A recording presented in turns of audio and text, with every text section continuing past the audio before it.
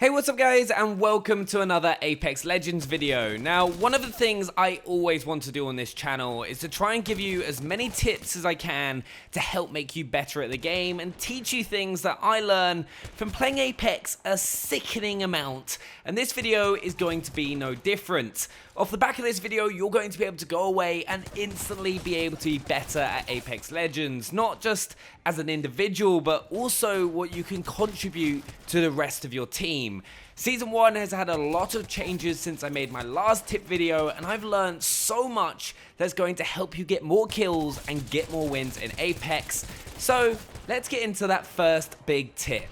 As many of you know, there was a big update at around the midway point of Season 1 that has completely transformed the game's meta. If you're not taking advantage of it, you're going to be missing out, and that's that snipers have received a huge buff. That includes the G7 Scout, Longbow, Triple Take, and the legendary Kraber Sniper.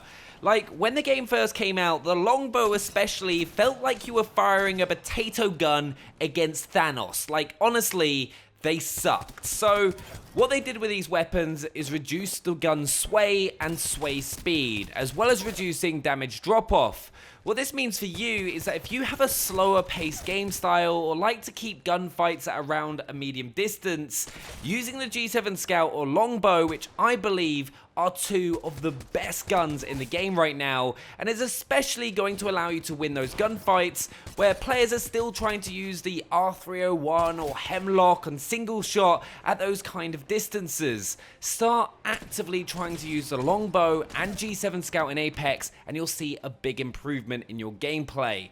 Also, the Longbow got a fire rate buff, which has also raised it to the top of the list when it comes to the best guns you can find on the ground in Apex Legends, so make sure you use it. And if you've got a great shot, the G7 Scout and Longbow are still great at close range in a worst case scenario. But my advice would be is to try and get on top of rooftops or cliffs whilst using these weapons to get the most out of them. But snipers are definitely something you want to be using in Season 1.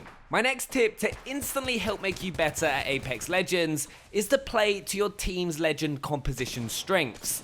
Now, what I mean by this is depending on the legends that you and your teammates select at the start of a match, it's going to drastically affect what locations and situations your team is going to be best at. For example, if you've got a team that consists of Gibraltar, Caustic, and Lifeline, that is a team that you will not want to be rushing across open ground at every possible opportunity with, where you're trying to get into everyone's face with a Peacekeeper or R99, because that doesn't play to any of those legend strengths.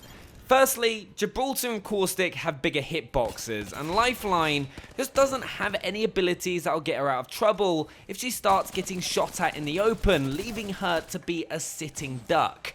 But I guarantee you, if you as a team lock down a building or location like Bunker, with Caustic setting gas traps at every entrance and Gibraltar shooting out of windows or peeking over a head glitch, taking full advantage of his gun shield, which also received a buff in Season 1, then you're instantly going to have a better chance of winning because you're playing to your legend's strengths. On the other hand, if you've got a team that consists of Pathfinder, Wraith, and Bloodhound, by all means, rush to your heart's content. Use Bloodhound to track down enemies. Use Pathfinder zip lines to travel large distances quickly, along with Wraith's Portal.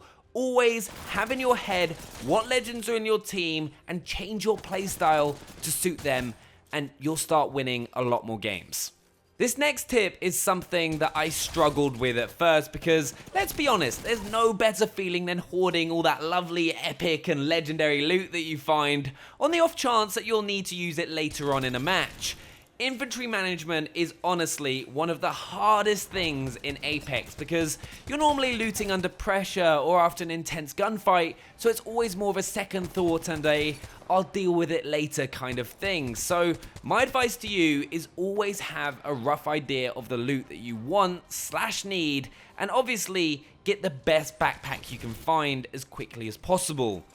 Firstly, when it comes down to ammo, think about the guns that you're using. If you're using a shotgun like the Peacekeeper, realistically, you probably only need one stack of 64 bullets. If you've got more than that, you're taking up infantry space that just doesn't need to be used, which means you might not have that extra stack of grenades that could win you a match. Though, if you're using an R99, you're going to burn through light ammo, especially if you have a few fights close together and you never want to be caught out of ammo. So try and make sure you've got 3 or 4 stacks of light ammo if possible, whilst using automatic guns like the R99 or R301. Meds, I try to usually have a full stack of med kits and then a full stack of shield batteries and shield cells.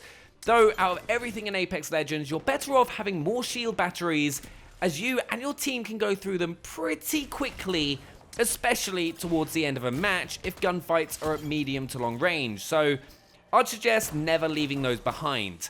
I also find health meds like syringes to not be as important as shields, but always try to have some Phoenix and medkits on you, especially if you don't have a lifeline on your team. Try not to carry things like attachments and scopes that you don't need.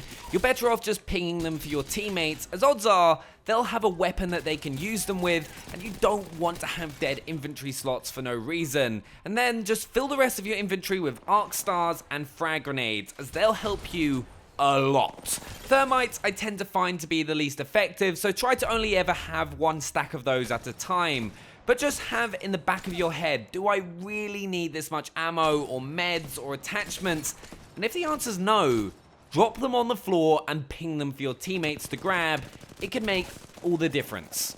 My next tip is a habit you really want to get into in Apex Legends, and that is how to heal and reload without being killed. You never want to be caught in the middle of the open reloading or using meds. Always make sure that you duck behind cover to reload or use a shield cell or battery quickly. This is of course a lot easier if you play as Lifeline or have the fast heal backpack. But there are always a couple things you want to be doing when you go to heal. Always be behind some sort of cover, whether that's a rock on top of a roof or blocking a door, as you also never want to be standing still. But the reload bit is what I find most useful, because in a gunfight when you're reloading is when you're most vulnerable, which you can also look at using to your advantage. When you reload, as I mentioned, try and duck behind any cover you can so you're not a complete sitting duck. But if you ever see an opponent reload mid-gunfight or in the open, that's the perfect time to push them, as it's a small window where they cannot do anything to stop you from killing them. It also means that you won't take any damage, so that's a big tip and habit to get into. If you're ever completing any action, whether that's using meds or reloading, when possible, always try and use nearby cover so you don't become an easy target, but take advantage of those small windows when other players reload or heal to push them and pick up an easy kill. One of the biggest things that I've learned whilst playing Apex Legends is that hip firing is underrated. A lot of players don't take into account that when you go to aim down sight, your movement speed is reduced depending on the weapon that you're using. If you're using an LMG like the Spitfire, when you're aiming down sights, you're going to move slower than someone using an R99, for example, who is also aiming down sights. So if you ever get into a gunfight at close range in a building, for example, and go to aim down sights, you can actually get taken down pretty easily, as you're not that hard to hit, as you're just moving a lot slower.